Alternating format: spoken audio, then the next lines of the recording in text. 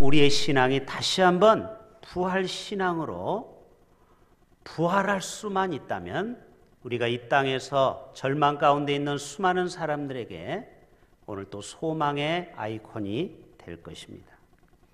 여러분, 이 부활 사건은 객관적인 사건이요, 역사적 사건입니다. 신자 불신자를 떠나서 예수가 부활했다라는 것은 삼척 동자도 다 알고 있어요. 국어 사전에 찾아보면은 예수에 대한 단어를 쳐보면은 기독교의 창시자다, 그리고 십자가형을 받고 죽은 지 3일 만에 부활했다, 그리고 다시 재림한다. 여러분, 이 부활의 사건은 안 믿는 사람이나 믿는 사람이나 모두가 다 객관적으로 인정하는 사실인 것입니다. 우리는 특별히 현재적 사건으로 우리는 재해석해야 됩니다.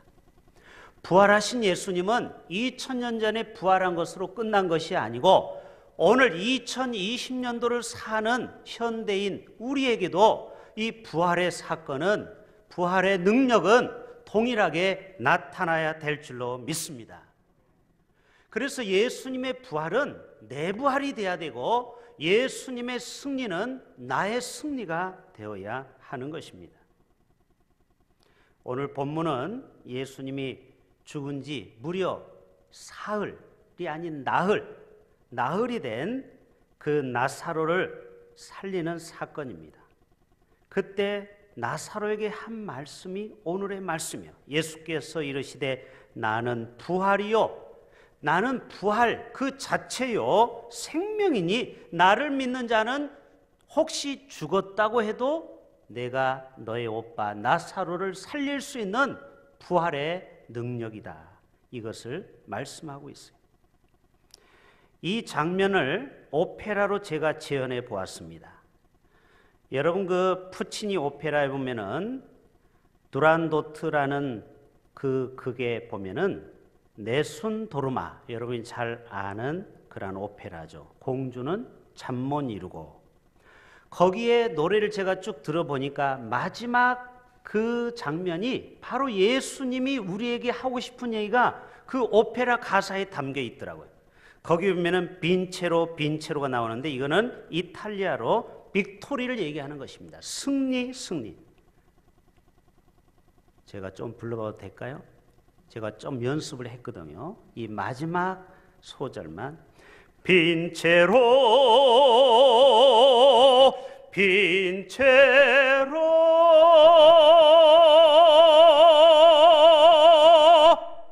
이게 뭐냐? 네, 박수, 하나님께 영광 돌립니다. 내가 승리하리라, 너희 오빠 나사로를 살린다, 나는 승리자다, 빈체로. 이 말씀이 바로 우리에게 주시는 부활의 말씀인 것입니다. 오늘 빗물이 아침부터 줄줄 흘러내렸죠. 자, 그림 화면 하나 보여줘 보세요. 빗물은 땅에 조용히 스며들어요. 그리고 풀과 꽃과 나무 같은 대지의 모든 것들을 살려냅니다. 예수 그리스도의 피도 부활의 능력도 이 땅의 모든 이들에게 스며들어 죽은 그들의 생명을 살려낼 것입니다. 부활을 제가 어떻게 하면 여러분이 좀 더 쉽게 이해할 수 있을까 고민하다가 두 가지를 제가 설명을 해보고자 합니다. 첫 번째로는 제가 알고 있는 이 터키 선교사님에 대한 이야기예요.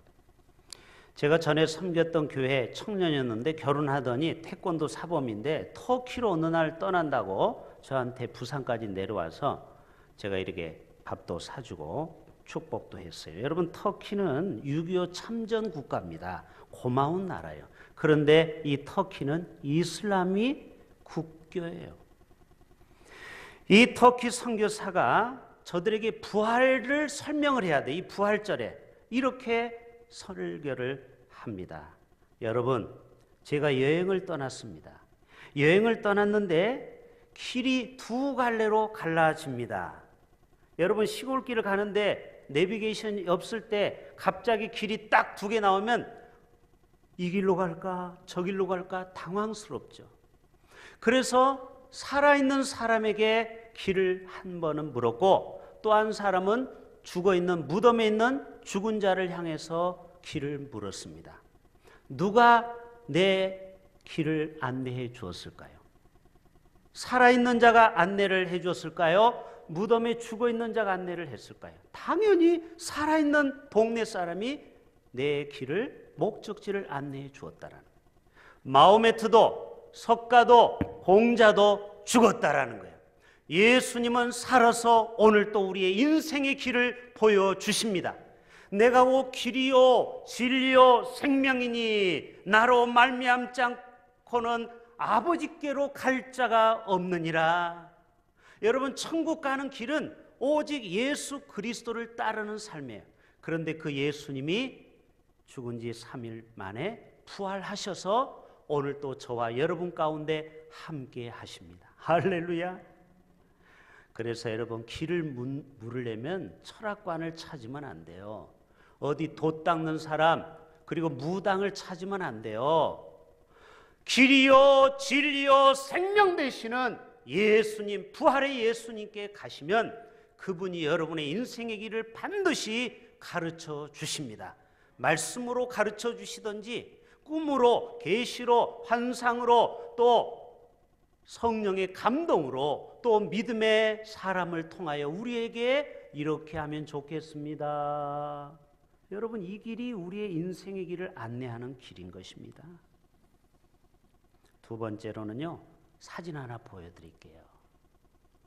유충. 나비가 날기 전에 유충이 있어요. 잠자리도 유충이 있고요. 모든 벌레는 유충에서부터 시작이 됩니다. 이해하시죠? 거기에서 어느 정도 과정을 거치고 때가 되면은 그 유충에서 벗어나서 자유로운 세상으로 훨훨훨 날아갈 수 있는 것입니다.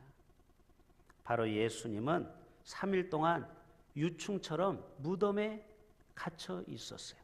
그런데 하나님의 능력으로 저 유충, 그 껍질에서 벗어나서 그리고 헐헐 부활체가 된 것입니다. 여러분, 부활신앙은 무엇인가? 오늘 몇 가지만 말씀드립니다. 부활신앙은 따라서 합시다. 희망의 삶입니다. 부활신앙은 하늘의 소망을 갖고 살아가는 것이 부활신앙인 것입니다. 비록 이 땅에 우리는 땅을 딛고 살아가요. 그렇기 때문에 고난도 많이 겪어요. 어려움도 많이 겪어요. 또 이런 전염병으로 우리가 고통을 받고 있어요. 그러나 우리는 하늘의 소망을 잊어버려서는 안 돼요. 우리가 영원한 천국의 소망이 있다는 것을, 예수님이 부활하셔서 우리에게 영원한 천국을, 처소를 준비해 주셨어요. 우리는 하늘에 속한 자입니다. 이 땅에 땅을 딛고 살지만 결국 우리는 영적인 존재가 되어서 하늘에 우리는 영원히 살 것입니다. 하늘에 머물 것입니다. 사자 얘기를 좀 할게요. 동물원에서 자란 사자가 매일 사육사가 이 닭을 한 마리씩 던져줍니다. 그러면은 날카로운 이 어금니로 닭을 그냥 집어서 삼킵니다. 그런데 옆에서 어느 날 어떤 사람이 보다가 이 사자에게 말을 걸었어요. 사자야, 너는 지금 닭을 먹고 사람의 울타리 안에 갇혀 있는데 너의 정체를 너 아느냐? 너는 원래 밀림의 왕자였단다. 네가 한번 표현을 하면 온 산이 그 사자의 소리에 덜덜덜 떨었단다. 그래요? 그러면서 자기도 모르게 용기가 솟았어요. 그리고 저녁 시간에 자기 친구들을 동물원에 몇 마리를 모아놓고 이렇게 얘기합니다. 야, 우리가 사육사가 주는 그런 닭 한 마리를 먹는 존재가 아니래. 원래 우리는 밀림의 왕자래. 그래서 우리는 그 길을 가야 돼. 그런데 그 길을 가려면은 이 울타리에서 동물원을 빠져나가면은 아스팔트를 걸어야 되고, 그리고 사막을 걷다 보면은 허기도 지고, 그리고 뜨거운 태양볕을 만날 거야. 그런데 갑자기 처음에는 와 하던 사자들이 갑자기 조용해졌어요. 그리고 저녁 때가 되니까 사육사가 와서 또 닭을 휙 던져놓고 갑니다. 그랬더니 저들이 쏜살같이 달려가서 닭다리를 뜯으면서 이렇게 말합니다. 그래, 바로 이 맛이야. 여러분, 이게 이상과 현실의 차이라는 거죠. 이상은 사자예요. 우리는 하늘에 속한 하나님의 자녀예요. 그런데 이 땅에 발을 딛고 살거든요. 그러니까 우리는 부활을, 이 부활절만 우리는 꼭 기억해서는 안 됩니다. 365일 매일매일이 부활의 삶을 살아가야 될 줄로 믿습니다. 혹시 여러분의 인생의 절망 가운데 있습니까? 오늘 또 하늘의 소망 가운데 이 부활의 주님을 붙들고 나간다면 반드시 우리의 삶의 변화가 있게 될 줄로 믿습니다.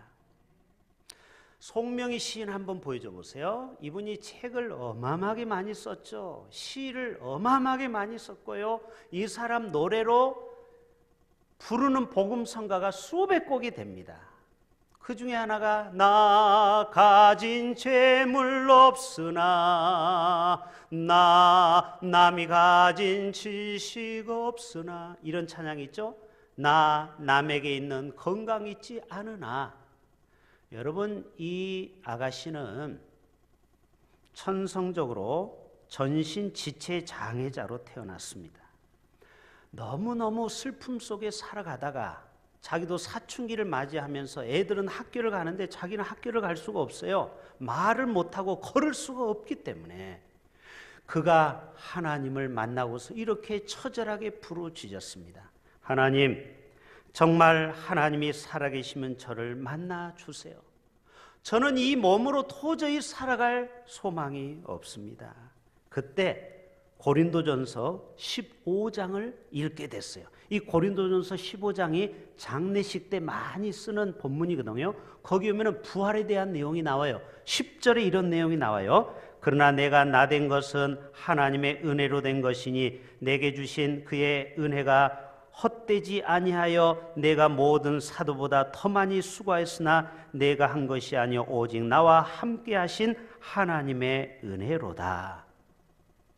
아, 그렇구나. 하나님의 은혜가 우리에게 임한다면, 나에게도 임한다면 내가 지금은 이런 몸으로 가지고 살 수 있지만 내가 다른 사람에게 소망을 줄 수 있구나. 그래서 그때부터 시를 쓰기 시작한 겁니다. 그리고 그 시가 나중에 책으로 나오게 된 것이고, 그리고 이 시가 가사가 악보로 덧입혀져서 수많은 사람을 감동 주는 것입니다. 여러분, 고린도전서 15장 51절이면은 보라 내가 너희에게 비밀을 말하노니 우리가 다 잠잘 것이 아니요 마지막 나팔의 순식간에 홀연히 다 변화되리니. 따라서 합시다. 홀연히 다 변화되리니. 그러니까 천국에 가서는 이 장애를 가지고 가서 살 수 있다, 살 필요가 있다 없다, 그거는 이 땅의 육체 몸이라는 거예요. 장애를 가진 사람들이여 소망을 가지십시오. 이 땅의 장애를 천국에서 그 장애를 계속 연장하지 않아요. 하나님이 홀연히 우리를 부활체로 건강한 모습으로 다 바꿔버린다라는 거예요. 52절 또 이런 말씀이 있죠. 52절 계속 보여줘 보세요. 나팔 소리가 남의 죽은 자들이 썩지 아니할 것으로 다시 살아나고 우리도 변화되리라. 그 다음 사망한 너의 승리가 어디 있느냐? 사망한 내가 쏘는 것이 어디 있느냐? 그 다음 사망이 쏘는 것은 죄요 죄의 권능은 율법이라. 그리고 우리 주 예수 그리스도로 말미암아 우리에게 승리를 주시는 하나님께 감사하노니. 오늘 또 승리를 주시는 그 하나님, 그 하나님을 우리는 소망 중에 바라보는 것입니다. 두 번째로는요, 부활신앙은 현재적인 삶입니다. 이 부활은 꼭 죽어서만 가는 나라가 아니에요. 이 땅에서 매일매일 우리는 부활을 경험해야 되는 것입니다. 오늘 23절을 읽지는 않았지만 이런 말씀이 나오죠. 23절에 예수께서 이르시되 내 오라비가 다시 살아나리라. 그러니까 24절에 이 마르다가 오해하는 거예요. 아, 육체의 부활을 얘기하는 게 아니고 천국에서 부활할 것을 지금 이 마르다는 이해하고 있어요. 그때 25절에 말합니다. 예수께서 이르시되 나는 부활이요 생명이니 나를 믿는 자는 죽어도 살겠고. 그런데 여기서 중요한 것은 나는 부활이요 생명이라고 했지, 나는 생명이요 부활이라고 말하지 않았어요. 부활이 앞에 있어요, 부활이 앞에 있어요, 생명이 앞에 있어요? 부활이라는 단어가 앞에 있죠. 자, 여기는 놀라운 비밀이 있어요. 자, 나사로가 살았어요, 죽었어요? 부활했죠. 그리고 영원히 살았어요? 나사로가 또 늙어서 죽었어요? 죽었겠죠. 지금도 나사로 무덤이 있습니다. 이 땅에서 히스기야가 15년 생명 연장받은 것 뿐이지 영원히 산 게 아니에요. 나사로도 예수님이 살리셨지만 나중에 늙고 병들어서 나사로도 죽어요. 우리와 똑같이. 그러니까 이 땅은 누구든지 언젠가는 우리가 죽을 수밖에 없는데, 그러면 얼마나 우리가 인생이 서글프겠어요. 늙는다라는 게 얼마나 힘든 일이에요. 서글프해요. 그러나 나는 부활의 능력으로 너희를 살릴 수 있다. 이 땅에서 늙고 병들어서 죽을 수 있지만 네 영은 영원히 부활해서 하나님 나라에서 천군 천사와 함께 거기에서 세세토록 왕노릇하리라. 할렐루야. 여러분이 부활의 소망으로 여러분 날마다 감격스럽게 살아갈 수 있기를 바랍니다. 이게 부활의 현재적 삶이에요. 그러니까 꼭 죽어서만 가는 것이 아니고 매일매일이 우리는 부활절을 우리는 경험해야 되는 것입니다. 세 번째로는요, 부활신앙은 말씀을 믿는 거예요. 말씀을 그대로 믿는 삶입니다. 여러분 마태복음 28장 6절에 보면은 천사가 두려워하는 여인에게 하는 말이 있죠. 그가 여기 계시지 않고 그가 말씀하시던 대로 살아나셨느니라. 자, 예수님이 공간복음에 무려 12번이나 내가 부활할 것을 암시적으로 제자들에게 말씀했어요.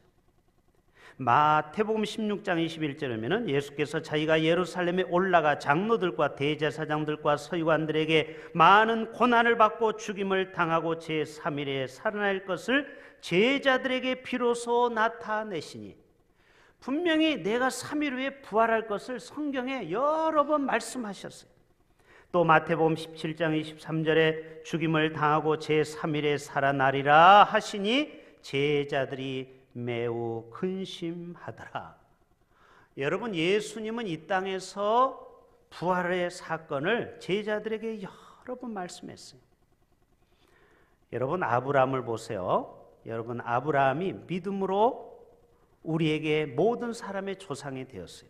자, 로마서 4장 16절 제가 대신 읽을게요. 그러므로 상속자가 되는 그것이 은혜에 속하기 위하여 믿음으로 되나니 이는 그 약속을 그 모든 후손에게 굳게 하려 하심이라. 율법에 속한 자에게뿐만 아니라 아브라함의 믿음에 속한 자에게도 그러하니 아브라함은 우리 모든 사람의 조상이라. 17절 기록된 바 내가 너를 많은 민족의 조상으로 세웠다 하심과 같으니 그가 믿은 바 하나님은 죽은 자를 살리시며 없는 것을 있는 것으로 부르시는 이시니라. 아멘. 오늘 또 다시 한번 우리에게 믿음의 말씀을 통하여 우리가 그 말씀을 그대로 믿는 것입니다. 2020년 부활주의를 맞이하여서 우리는 부활신앙으로 다시 부활해야 합니다. 지금 우리는 코로나로 인해서 모두가 다 힘든 시기를 겪고 일상을 다 빼앗겨 버렸습니다. 빼앗긴 들에도 봄은 오는가, 이상화 시인의 그 노래 그대로예요. 지금 봄은 왔죠? 예. 코로나로 모든 부활절을 맞이하면서 우리는 정말 하나님께서 이 세상의 모든 전염병을 꺾게 하실 수 있는 분이 바로 부활의 하나님입니다. 여러분에게 소망을 드리는데요. 지난주 4월 6일 전 세계 코로나 확진자와 사망자가 영어 사이트에 실시간으로 업데이트를 합니다.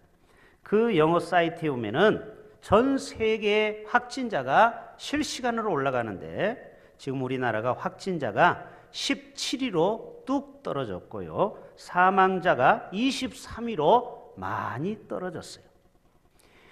하나님께서 반드시 이 땅에 예수 믿는 대한민국, 전 세계의 선교사를 가장 많이 파송하는 이 나라, 거룩한 나라 하나님의 소유된 이 대한민국을 하나님이 부활절을 통하여 이 땅에 다시 한번 부활의 소망으로 모든 전염병을 다 소멸하는 날이 속히 오게 될 줄로 믿습니다. 마지막 부활 신앙은요, 변화된 삶을 사는 거예요. 여러분, 부활절을 맞이하고 끝나면 안 됩니다. 우리가 이 땅에서 삶을 변화돼야 돼요. 12 제자들 보세요. 처음에는 도마가 예수님을 의심하고 또 베드로도 7 제자도 다 멀리 떠났지만 마가다락방에서 성령 충만함을 받고 저들이 나가서 복음을 전할 때 3,000명이 죽게 돌아오는 하나님의 사람으로 변화되었다라는. 베드로가 성령 받기 전과 성령 받고 나서는 완전히 천지 차이가 되었어요.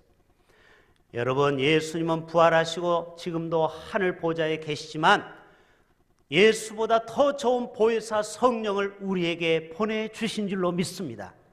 오늘 또 보혜사가 뭡니까? 우리를 보호하고 은혜 주시고 우리에게 지혜 주시고 능력 주셔서 우리를 이 땅에서 승리하도록 천국까지 인도하는 분이 바로 보혜사 성령님인 줄로 믿습니다. 그 성령님이 지금도 우리와 함께하고 계시는 거예요.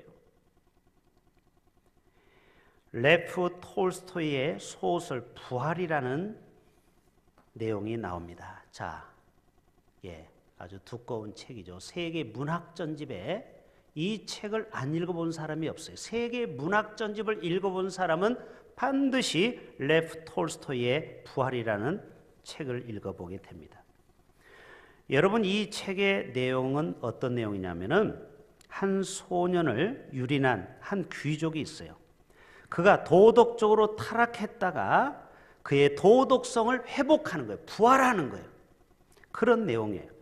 톨스토이가 기독교로 개종하고서 쓴 첫 번째 책이 바로 이 부활이라는 책이에요. 이 내용에 보면은 어느 날 재판소에 배심원으로 나온 주인공이 있어요.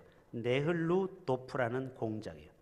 그런데 그 배심원에 나온 한 여인이 나와요. 그 여인이 카추샤라는 여인이에요. 이 여인은 사람을 죽인 살인죄를 범했어요. 그리고 물건을 훔친 절도죄를 범했어요. 그런데 판사가 죄 목록을 쭉 읽다 보니까 세상에 이 배심원인 공작이 청년 때 젊은 나이에 정욕을 못 이겨서 한 여학생을 어떻게 했는데 바로 그 여인이 법정에 지금 쓴 것입니다. 이 여인에게 임신을 시키고 말았어요. 이 배심원 공작이, 귀족이. 그런데 자기는 잊어버렸어요. 세월이 수십 년이 흘렀는데 그 여인이 바로 자기 앞에 죄인으로 와 있는 것입니다.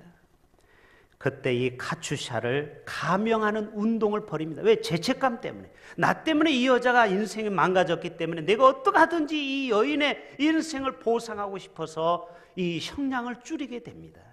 그러나 결국 시베리아로 유형을 떠나게 됩니다. 여러분, 시베리아는 얼마나 추운 데인지 몰라요. 거기 가면 수많은 사람이 동상으로 팔다리가 끊어져요. 그런데 이 주인공 공작도 이 카추샤와 함께 시베리아를 같이 떠나는 것입니다. 그리고 끝없는 용서를 이 여인에게 빌고 그리고 영혼의 부활을 거기에서 드디어 발견하게 되는 거예요. 그동안 자기가 한 여인을 인생을 어렵게 했는데 그 죄책감에 사로잡혔는데 드디어 자기가 그 고형을 떠나면서 진정한 자기 영혼의 자유와 부활을 경험했다라는 내용이 바로 부활이라는 톨스토이의 그 책인 것입니다. 여러분, 이것은 뭐냐? 바로 부활은 변화의 사건이라는 것입니다. 오늘 또 우리의 삶에 변화의 사건이 반드시 나타나야 될 줄로 믿습니다. 우리의 삶이 부활절을 맞이하면서 옛날에 부도덕한 삶을 살았다면 이제부터는 도덕적인 삶을 살아야 됩니다. 옛날에는 우리가 거짓말을 했던 삶을 살았다면 오늘 부활절을 맞이해서 우리의 삶이 변화되고 부활해서 우리의 삶이 180도로 변화되어야 됩니다. 여러분, 부활이라는 단어는 영어로 revival이에요. 다시 산다라는 거예요. RE라는 접두사는 르네상스, 레크레이션, RE는 다시, 재 이 말이에요. 그러니까 예전의 삶에서 다시 부활하는, 다시 살아야 돼요. 옛날에 옛 십자가에 죽기 전에 옛 생활이 아니고 이제는 십자가에서 나는 못 박아 죽었으니까 이제는 예수님과 함께 새로운 삶을 사는 것이 부활의 삶인 줄로 믿습니다. 변화될 수 있기를 축복합니다. 우리의 삶이 변화돼야 돼요. 요한복음 15장 26절 마지막 같이 봅니다. 내가 아버지께로부터 너에게 보낼 보혜사 곧 아버지께로부터 나오시는 진리의 성령이 오실 때 그가 나를 증언하실 것이요. 예, 지금도 이 보혜사 성령께서 우리를 어떻게 살아갈지를 우리를 깨달음을 주고 우리를 깨우치고 어떤 때는 통의 눈물을 흘리고 어떤 때로는 회개의 눈물을 흘리게 하는 것입니다. 성령은 우리를 변화시키는 그러한 고마우신 분이에요. 고린도전서 15장 58절에 보면은 그러므로 내 사랑하는 형제들아 견실하며 흔들리지 말고 항상 주의 일에 더욱 힘쓰는 자들이 되라. 이는 너희 수고가 주 안에서 헛되지 않은 줄 알미라. 고린도전서 15장 10절에 그러나 이제 그리스도께서 죽은 자 가운데서 다시 살아나사 잠자는 자들의 첫 열매가 되셨도다. 부활신앙은 마지막 열매 맺는 삶이에요. 우리가 부활신앙을 통하여 다시 한번 우리의 삶이 부활해야 되는데 그전에는 우리가 열매를 혹시 못 맺었을지라도 이제는 우리의 삶 속에서 열매를 맺어내야 됩니다. 그래서 오늘 부활절을 맞이한 우리 모두가 이 땅의 삶뿐만 아니라 영원한 소망, 하늘의 소망을 갖고 우리가 살아가야 되며 부활하신 예수님을 우리 인생의 현재적인 삶의 푯대로 삼고 늘 예수님을 닮아가도록 그리고 성경 말씀 1.1핵이 틀림없이 성취되는 말씀을 믿고 따르는 자에게 오늘도 부활의 역사는 동일하게 나타나고 그리고 변화될 삶을 성령께서 우리에게 도와주십니다. 그래서 우리가 진정 변화된 삶을 살아서 베드로처럼 예수님의 12 제자들이 나중에는 다 어떻게 됩니까? 순교의 제물이 됩니다. 물론 가룟 유다는 배신하고 스스로 목매어 죽었지만 나머지 11명 그리고 마띠아가 제비 뽑아서 또 한 명이 충원이 되잖아요. 제자가. 그 12명이 요한, 마리아, 예수님의 어머니를 모실 요한 빼놓고는 11명이 전부 다 순교를 당한 삶을 살았습니다. 그전에는 나 살겠다고 고기 잡으러 가고 다 도망갔던 베드로예요. 제자들이었어요. 그들이 어떻게 이런 변화된 삶을 살았을까요? 부활의 갈릴리에서 부활의 예수를 만나서 저들에게 생선을 잡수셨다고 했죠. 그리고 도마에게는 손으로 옆구리를 그리고 손에 구멍난 손을 보여주셨죠. 그리고 저들은 정말 예수가 부활한 것을 믿게 됐어요. 그러니까 저들의 삶은 180도로 바뀐 거예요. 여러분의 삶이 정말 부활을 믿는다면 여러분의 삶이 180도로 달라져야 정상인 것입니다. 왜 예수를 오래 믿어도 변화되지 않느냐? 이 부활의 사건을 머리로만 믿고 가슴으로 믿지 않는 거예요. 저와 여러분 모두가 다 부활의 예수님을 실제적으로 여러분이 성령이 감동을 주셔서 여러분이 정말 이게 믿어줘야 돼요. 깨달아줘야 돼요. 그럴 때 우리의 삶에는 두려움이 없어요. 죽음에 대한 공포가 사라집니다. 왜요? 아니 이 땅에서 우리가 70이요 80 강건하게 살다가 어차피 천국 갈 건데 내가 조금 질병이 걸렸다고 그렇게 두려워할 이유가 되겠습니까? 여러분, 이런 용기 100배가 어디서 나옵니까? 바로 부활신앙에서 나오는 것입니다. 우리 모두가 이런 부활신앙으로 부활할 수 있기를 주님의 이름으로 축복합니다. 하나님 아버지,